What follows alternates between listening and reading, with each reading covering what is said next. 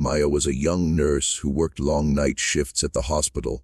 Most nights, she came home just before midnight, too tired to do anything but eat something small and fall into bed. Her apartment was small, old, and quiet, at least it used to be.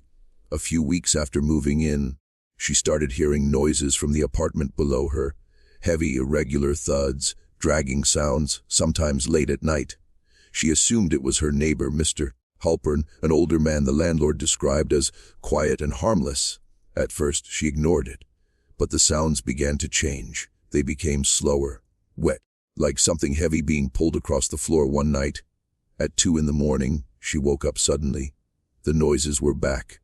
Thud dragged thud. She sat up, holding her breath, trying to convince herself it was the pipes or the old radiator. But then she heard something that made her blood turn cold. 3 faint knocks, directly under her floor. She hesitated, then called out softly, "Mr. Halpern, are you okay?" There was silence, then nothing. She lay awake for the rest of the night, staring at the ceiling, unable to shake the image of what might be making those sounds.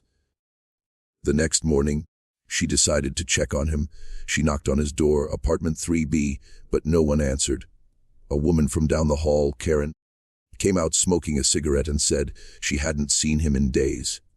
When Maya mentioned the noises, Karen just shrugged and said, "He's strange. Keeps a big freezer in there. You can hear it when the power cuts out. Old man's obsessed with meat or something." That night, Maya sat on her couch, trying to read, but she couldn't stop thinking about that freezer.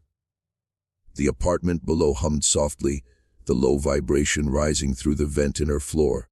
She leaned down and listened. At first, all she heard was the dull hum of electricity, then faintly, a dripping sound, then breathing, shallow, uneven breathing. She jumped back and stared at the vent, her chest tightening. She told herself it must be her imagination. But the next night, the sounds returned, this time clearer. She could hear duct tape being torn, and then a woman's voice, faint, muffled, crying. Her hands trembled as she picked up her phone and dialed 911. Whispering into the receiver, she said, "I think my neighbor is hurting someone. Apartment 3B. 20 minutes later, 2 officers arrived. They knocked on Harold's door, called his name, then unlocked it with a master key. Maya watched from her doorway, her heart pounding in her throat. After a few minutes, one of the officers came out, shaking his head. He said the apartment was empty, clean, and that there was no sign of anyone else.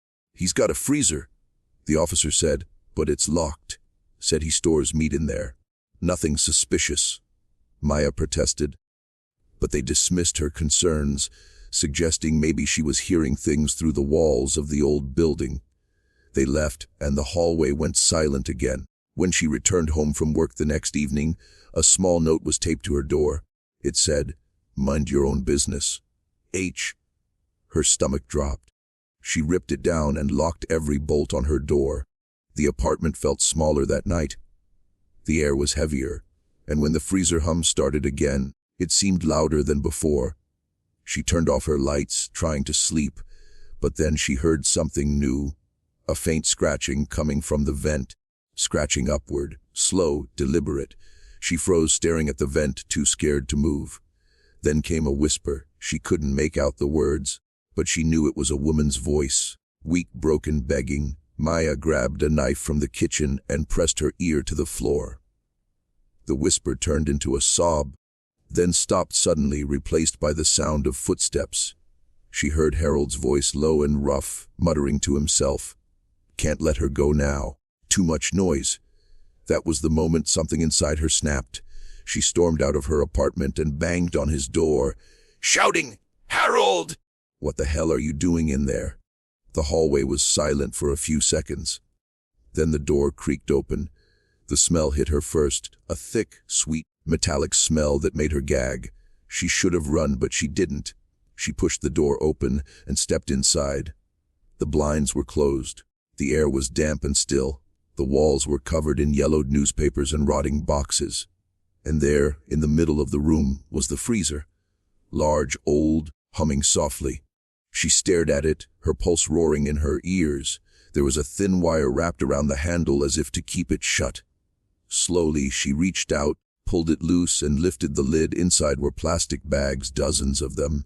Some were sealed tight with tape. Some were half open, and something red was frozen to the sides. She realized in horror that they were not bags of meat.